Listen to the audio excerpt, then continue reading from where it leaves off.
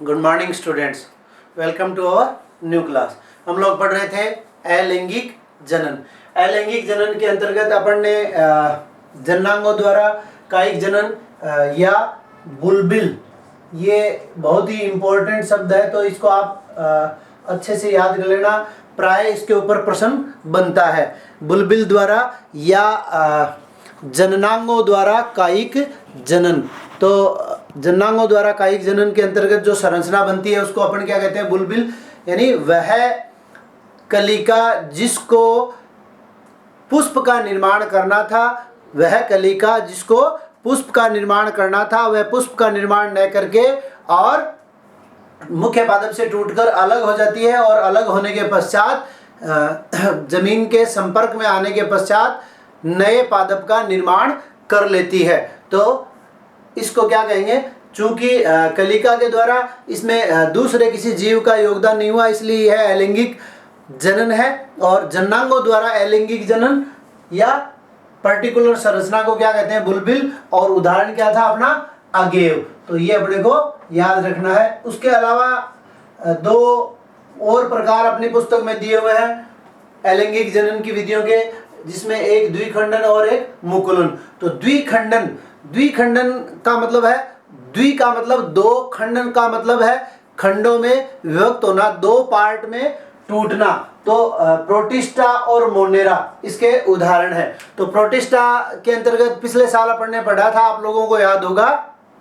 Protista और Monera दोनों ही वर्गों में क्या होता है? एक कोशिकीय जीवों को रखा गया है। आप लोगों को याद दिलाने के लिए मैं बता दूं, मोनेरा एक कोशिकीय प्रोकैरियोटिक जीव और प्रोटिस्टा एक कोशिकीय यूकैरियोटिक जीव। ठीक है, तो एक कोशिकीय जीव में उदाहरण के तौर पे आप देख सकते हैं कि क्या होता है? ये अमीबा है। तो अमीबा का जो केंद्रक है वो केंद्रक क्या होगा? दीर्घीकृत होना प्रारंभ हो जाएगा, और इस प्रकार से दीर्घीकृत होके ये केंद्रक जो है वो दो भागों में टूट जाएगा, और दो भागों में टूटने के पश्चात अपने अपने समीप का क्या करेगा? जीव द्रव्य लेकर, और अमीबा की जो कोशिका है वो दो भागों में विभक्त हो जाएगी। इसे अपन क्या कहते हैं? द्विखंडन। और इसी प्रकार द्विखंडन के भी अगर अपन प्रकार करना चाहें तो एक आप लोगों को पता है, दो प्रकार की काट होती है। एक जैसे मान लीजिए ये है, इसको अपन इस प्रकार से काटते हैं तो इसको क्या कहेंगे? Transverse section, TS। और एक अगर इस प्रकार से काटते हैं यूं तो उसको क्या कहेंगे? लॉन्गिट्यूडनल, लंबवत और अनुदैर्घ्य। तो अनुदैर्घ्य का उदाहरण है अमीबा, और लंबवत का उदाहरण है पैरामीशियम। उसके बाद में मुकुलन एक प्रकार का कलिका निर्माण है। ठीक है, जब कोई भी अतिवृद्धि उत्पन्न हो जाती है किसी भी सजीव संरचना के बाहर की तरफ या अंदर की तरफ। ठीक है, तो यहाँ दो प्रकार किए हुए हैं, अंतर्जात और बहिर्जात। तो बाहर की तरफ जब अतिवृद्धि उत्पन्न होती है, जैसे हाइड्रा का उदाहरण आप लोग देख सकते हैं, ये हाइड्रा है, और हाइड्रा के यहाँ क्या हुआ? एक अतिवृद्धि उत्पन्न हुई। उस अतिवृद्धि को अपन कहते हैं मुकुल। और जब यह मुकुल मुख्य पादप से टूटकर या मुख्य जंतु से टूटकर या सजीव संरचना से टूटकर अलग होता है, अलग होने के पश्चात ये क्या करता है? एक नई सजीव संरचना में परिवर्तित हो जाता है। तो ये जो अतिवृद्धि उत्पन्न हुई, इस अतिवृद्धि को तो अपन क्या कहते हैं? मुकुल। और इस मुकुल के द्वारा जब नए जीव का निर्माण होता है तो उसे हम कह देते हैं मुकुलन। ये अलैंगिक जनन की विधि। अब यह मुकुल बाहर की तरफ बनता है सजीव संरचना के, तो इसको बहिर्जात मुकुलन, और अंदर की तरफ बनता है तो आपको एग्जाम्पल याद रखना है। स्पंज के अंतर्गत बहिर्जात मुकुलन होता है, हाइड्रा के अंदर बहिर्जात मुकुलन होता है, और अंतर्जात मुकुलन जो है वो होता है किसमें? स्पंज में। किस प्रकार से? तो आप डायग्राम देख सकते हैं, और इसे हम गेमा कप या जेम्यूल भी कहते हैं। तो इस प्रकार से एक संरचना का निर्माण होता है, घड़े जैसी संरचना का, और ये चारों तरफ से ये घेरे हुए, इसके अंदर बहुत सारे मुकुल का निर्माण हो जाता है। और ये मुकुल जब मुख्य जीव से पृथक होते हैं, स्पंज एक वर्ग का उदाहरण है और इसमें अगर आप पर्टिकुलर उदाहरण की बात करेंगे तो आ जाएगा स्पॉन्जिला। ठीक है, अब ये सारे के सारे मुकुल जब बाहर निकलेंगे, पृथक होंगे, तो प्रत्येक मुकुल क्या करेगा, एक नई सजीव संरचना में परिवर्तित हो जाएगा।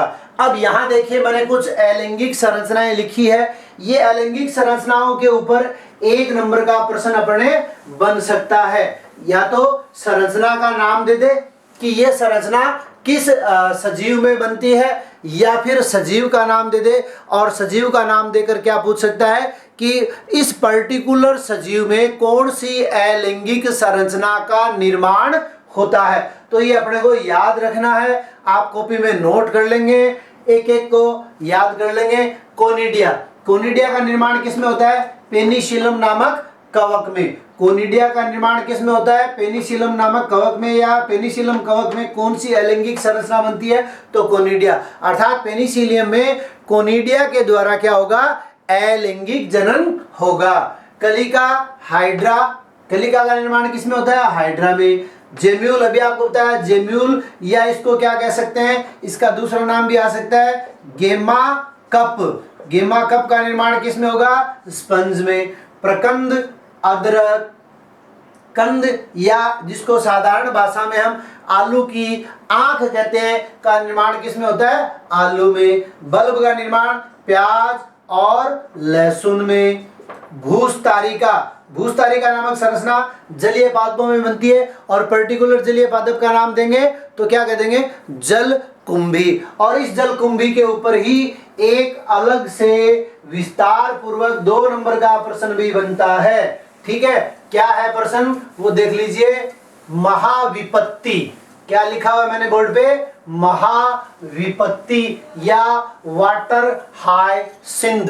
या एक अलग से भी प्रश्न इसके ऊपर बनता है, क्या बंगाल का आतंक, बंगाल का आतंक किसे कहते हैं। तो बंगाल में क्या है, दामोदर नदी बहती है। और अंग्रेजों ने क्या किया था, अंग्रेजों के समय से ही वाटर हायसिंथ का निर्माण हो गया था, यानी जल कुंभी जो है वाटर लिली, इसको क्या किया था, इसकी सुंदरता के कारण और इसमें आने वाले पुष्पों की सुंदरता के कारण इसे भारत में लाया गया था। लेकिन वाटर हायसिंथ या महाविपत्ति क्या है, या बंगाल का आतंक क्या है, जलकुंभी। तो किस प्रकार से ये क्या करती है, अपनी तीव्र कायिक वृद्धि के कारण। देखिए अलैंगिक जनन जो है वो 2 प्रकार का होता है, अनिषेक बीजता और कायिक जनन। कायिक जनन में भी क्या होता है, एक ही जीव से नए जीव का निर्माण होता है। तो एक ही जीव से निर्माण होने के कारण उसको क्या कहते हैं, अलैंगिक जनन। तो इसके अंतर्गत एक चीज और आपको याद रखना है, प्रोपेग्यूल या प्रवर्ध।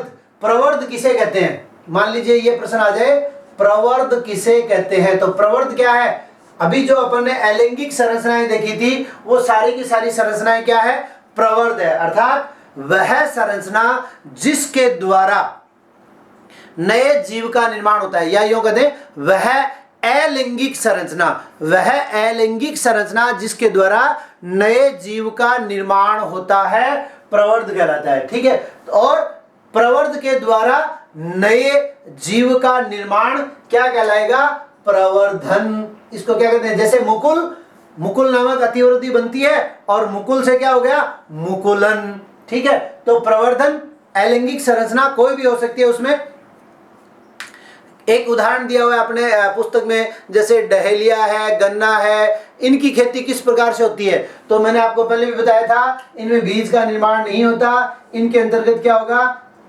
तने के अंदर अगर अपन देखें तो क्या होता है, मुख्य रूप से ये जो संरचना है क्या कहलाती है, पर्व संधि। और ये संरचना क्या है, पर्व। यानी पिछले साल भी अपन ने बात की थी कि जितनी भी जड़, तना, पत्ती ये निकलती है जिस स्थान से, ठीक है, वो स्थान क्या है, पर्व संधि कहलाता है। और जो लंबा बेलनाकार भाग है पर्व कहलाता है। इन दोनों के आधार पे इन दोनों की परिभाषा दे सकते हैं। कैसे, ये पर्व संधि है और ये भी क्या है, अपनी पर्व संधि है। तो दो पर्व संधि, एक पर्व संधि ये होगी, एक पर्व संधि ये होगी। दो पर्व संधि के बीच का भाग क्या कहलाता है? पर्व। दो पर्व संधि के बीच का भाग पर्व, और दो पर्व, ये भी क्या है? पर्व है, और ये भी क्या है? पर्व है। दोनों पर्वों को जोड़ने वाली संरचना क्या कहलाती है? पर्व संधि। ठीक है, तो इनकी खेती किस प्रकार से करते हैं? ये जो पर्व संधि वाला भाग है, यहां से ये पीसेज कर लेते हैं, टुकड़े काट लेते हैं। जैसे मान लीजिए एक टुकड़ा ये हो गया, एक ये हो गया, एक ये हो गया, एक ये हो गया, एक ये हो गया, और इन टुकड़ों को भूमि में रोपित करके और इनसे नए पादप का निर्माण किया जाता है। तो यहाँ पे पर्व संधि वाला भाग क्या हो गया अपना? यहाँ पे पर्व संधि वाला भाग हो गया प्रवर्ध, और इन पर्व संधियों के द्वारा नए पादप का निर्माण क्या कहलाता है? प्रवर्धन।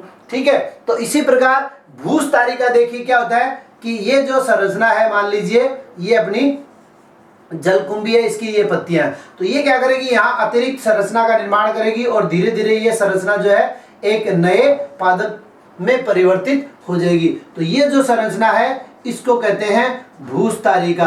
तो यहाँ पर जलकुंभी के अंतर्गत ये भूस्तारिका क्या कहलाती है? ये इसका प्रवर्ध है, और इस प्रवर्ध के द्वारा ये अत्यधिक तीव्र मात्रा में क्या करता है? कायिक जनन करता है। तो हम ये कह सकते हैं कि ये तीव्र कायिक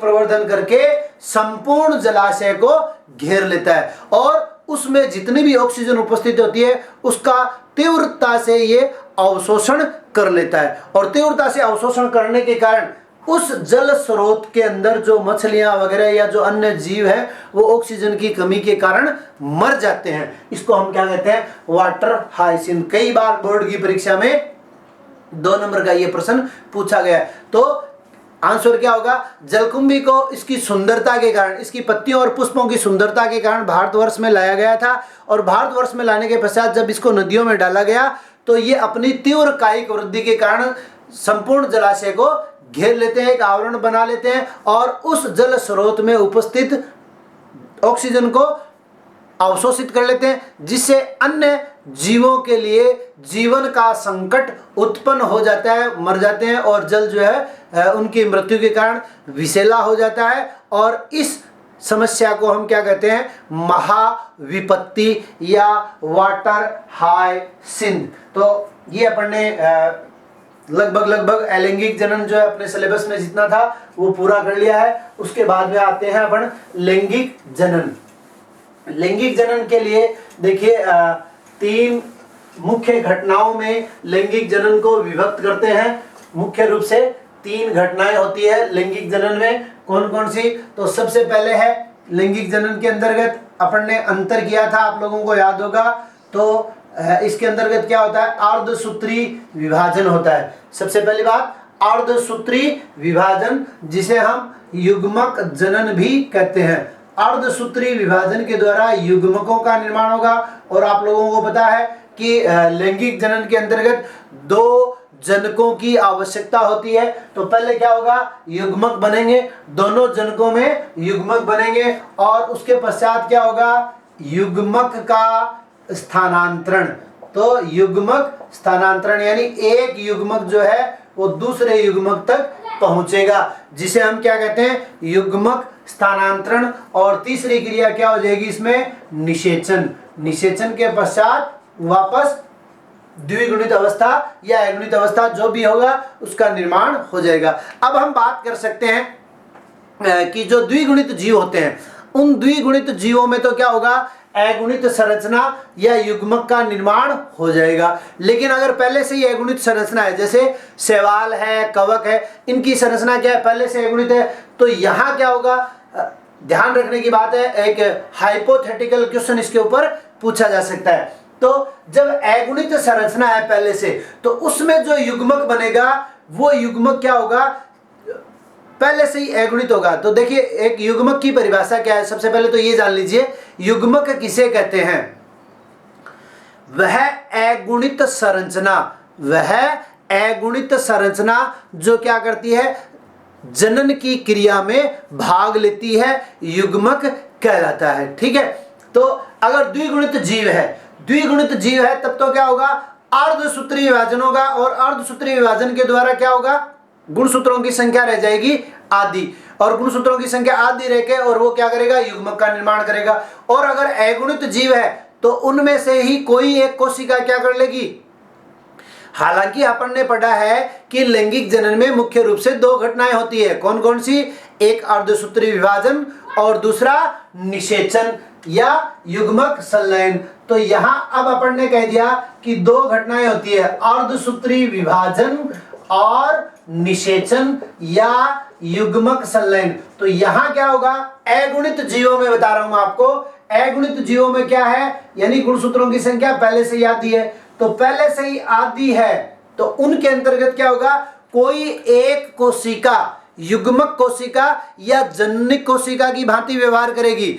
और उसके बाद में ये जो घटना है, लैंगिक जनन में ये दोनों घटनाएं होती है, ठीक है। अगुणित जीवों में क्या होगा, ये घटना पहले हो जाएगी, तो ये घटना पहले हो जाएगी तो n और n मिलकर क्या हो जाएंगे 2n, और उसके बाद में अर्धसूत्री विभाजन हो जाएगा, और अर्धसूत्री विभाजन होने से जो नई संरचना बनेगी उसकी पुनः क्या हो जाएगी, अगुणित अवस्था का निर्माण हो जाएगा। ये अपन ने पीडी एकांतरण नामक टॉपिक में पिछले साल पढ़ा था। और जो द्विगुणित जीव होंगे तो द्विगुणित जीवों में क्या है, 2n संरचना है पहले से ही, और 2n से यानी पहले अर्धसूत्री विभाजन होगा, अर्धसूत्री विभाजन से क्या बन गया, n संरचना बन गई, यानी गुणसूत्रों की संख्या रहेगी आदि, युग्मक निर्माण हो गया, और फिर निषेचन की क्रिया से द्विगुणित अवस्था। तो लैंगिक जनन में मुख्य रूप से तीन घटनाएं, एक युग्मक जनन, दूसरा युग्मक का स्थानांतरण। और ये भी आप लोगों को याद रखना है, एक नंबर का प्रश्न यहाँ भी पूछा जा सकता है कि मादा जो युग्मक है वो हमेशा क्या रहता है, मादा युग्मक जो है वो स्थिर रहता है, स्थानांतरण की क्रिया या जो गमन की क्रिया है वो कौन करता है, नर युग्मक, यानी स्थानांतरण किसका होगा, नर युग्मक का। और उसके पश्चात दोनों युग्मक जब आपस में मिलेंगे तो उसको अपन क्या कर देंगे, निषेचन। तो लैंगिक जनन को मुख्य रूप से तीन घटनाओं में विभक्त करते हैं। अब दूसरी चीज आती है कि लैंगिक जनन होता कब है। तो अपन जानते हैं अपन ने अंतर भी किया था लैंगिक जनन और अलैंगिक जनन के अंतर्गत। तो अलैंगिक जनन जो है वो अनुकूल परिस्थितियों में होता है और लैंगिक जनन जो है वो प्रतिकूल परिस्थितियों में होता है, एक बात। दूसरी बात, लैंगिक जनन किसी भी जीव का निर्माण होने के तुरंत पश्चात नहीं होता है, एक निश्चित समयावधि की आवश्यकता होती है। यानी जैसे अगर अपन देखें मनुष्य की अगर बात करें तो मनुष्य की बात करें तो सबसे पहले कौन सी अवस्था आती है, शिशु अवस्था, शिशु अवस्था के बाद में बाल्यावस्था, बाल्यावस्था के बाद में किशोरावस्था जिसमें आप लोग हो, और किशोरावस्था के पश्चात यानी यहाँ हार्मोनल चेंजेस होने प्रारंभ होंगे और हार्मोनों के प्रभाव से किशोरावस्था जो है वो परिवर्तित होगी किसमें, वयस्क अवस्था में। और इस वयस्क अवस्था में क्या होगा, युग्मक निर्माण की क्रिया होगी। यानी यह क्या है, ये वयस्क अवस्था है। यह यूं कह दें कि किशोरावस्था के पश्चात आफ्टर द एडोलसेंस क्या प्राप्त होती है, युग्मक निर्माण करने की क्षमता प्राप्त होती है। और इस अवस्था में आने के पश्चात क्या होगा, लैंगिक जनन होगा। और वयस्क अवस्था के पश्चात थोड़ा सा और पढ़ लेते हैं, इसको आप लोगों को पता है, प्रौढ़ावस्था, और प्रौढ़ावस्था के पश्चात वृद्धावस्था। तो वृद्धावस्था के पश्चात क्या होता है आप लोगों को पता है, वृद्धावस्था के पश्चात मृत्यु, और यहाँ जन्म। तो जन्म से शिशु अवस्था। अब यूं कह सकते हैं कि वृद्धावस्था किसे कहते हैं, तो प्रौढ़ावस्था व मृत्यु के बीच की अवस्था वृद्धावस्था कहलाती है। या हम इसको दूसरे रूप से साइंटिफिकल रूप से परिभाषित करना चाहे तो हम ये कह सकते हैं कि वह अवस्था जिसमें युग्मक निर्माण की क्रिया जो है वो बंद हो जाती है, या युग्मक का स्थानांतरण बंद हो जाता है, या जनन करने की क्षमता जीव की समाप्त हो जाती है। जब जीव की जनन करने की क्षमता समाप्त हो जाती है तो उसको अपन क्या कहते हैं, वृद्धावस्था। और यही बात अगर अपन बात करें पादपों के अंदर, तो पादपों के अंतर्गत आप लोगों को पता है जननिक संरचना जो बनती है वो होती है पुष्प, ठीक है। तो पुष्प के निर्माण के पहले की अवस्था जो होती है उसको अपन क्या कह देते हैं, कायिक प्रावस्था। और उसके पश्चात जब पुष्प का निर्माण हो जाता है तो उसको क्या कहेंगे, जननिक प्रावस्था। अर्थात पुष्प के निर्माण से पहले, पुष्पीय पादपों की बात कर रहे हैं, पुष्प के निर्माण से पहले जननिक अवस्था प्रारंभ नहीं होती है। तो इसी प्रकार अगर शैवाल और कवकों की बात करें तो उनमें भी क्या होता है, एक निश्चित समयावधि के पश्चात, एक निश्चित यानी वो जब किशोरावस्था प्राप्त कर लेंगे तो एक निश्चित समयावधि के पश्चात ही लैंगिक जनन की जो क्रिया है वो प्रारंभ होती है। और लैंगिक जनन पुष्पीय पादपों की अगर अपन बात करें तो पुष्पीय पादपों में पुष्प का निर्माण होता है। अब ये पुष्प का निर्माण जो बहुवर्षीय पादप है, बहुवर्षीय पादपों में क्या होता है, प्रत्येक वर्ष पुष्प का निर्माण होता है। और जो अपने फसलीय पौधे हैं उन फसलीय पौधों में क्या होता है, एक बार पुष्प का निर्माण होता है। पुष्प जैसे गेहूं, बाजरा, अभी जो किसान खेती कर रहे हैं, ठीक है, ग्वार है, बाजरा है, मक्का है, जो भी, तो जो फसलीय पादप हैं उनमें एक बार पुष्प का निर्माण होने के पश्चात उनकी मृत्यु हो जाती है, अर्थात वो पौधे में फल बन गए, फलों से बीज प्राप्त हो गए और फिर वो मृत्यु को प्राप्त हो जाते हैं। अर्थात जो अपन ने बात की थी जीवन अवधि, तो इनकी जीवन अवधि जो है वो 3-4 महीने में संपूर्ण हो जाती है। जबकि बहुवर्षीय पादपों में क्या होता है, आम है, खेजड़ी है, इन पादपों में क्या होता है, प्रत्येक वर्ष जननिक अवस्था प्रारंभ होती है, यानी प्रत्येक वर्ष पुष्प आते हैं, जननिक संरचना का निर्माण होता है, जनन करते हैं और उसके पश्चात वो पुष्प जो है वो टूट जाते हैं या वो जननिक प्रावस्था जो है वो समाप्त हो जाती है। इसी प्रकार अगर जंतुओं की भी बात करें तो कुछ जंतुओं में कुछ जंतु जो है एक विशेष ऋतु में ही क्या करते हैं, लैंगिक जनन की क्रिया करते हैं। तो अगर अपन स्तनियों की बात करें तो स्तनियों को अपन 2 भागों में विभाजित कर सकते हैं, प्राइमेट और नॉन प्राइमेट, मेमल्स जिनकी अगर बात करते हैं तो यहाँ 2 चक्र पाए जाते हैं मेमल्स के अंदर। एक को कहते हैं रज चक्र और एक को कहते हैं मध्य चक्र। मध्य चक्र का अर्थ होता है जो मौसमी प्रजनक जीव होते हैं। मध्य चक्र और रज चक्र 2 प्रश्न और यहाँ बनते हैं, 2 पूछे जा सकते हैं। एक होता है मध्य चक्र और एक होता है रज चक्र। तो रज चक्र क्या होता है, प्राइमेट स्तनियों में होता है, यानी ये वर्ष भर जनन कर सकते हैं। और ये क्या होते हैं, मध्य चक्र वाले, ये मौसमी प्रजनक होते हैं, यानी एक ऋतु विशेष में ही ये प्रजनन की क्रिया करते हैं। तो मध्य चक्र और रज चक्र कहते हैं किसे, ये आप समझ लीजिए, एक लाइन का प्रश्न बनता है, एक नंबर का आ सकता है।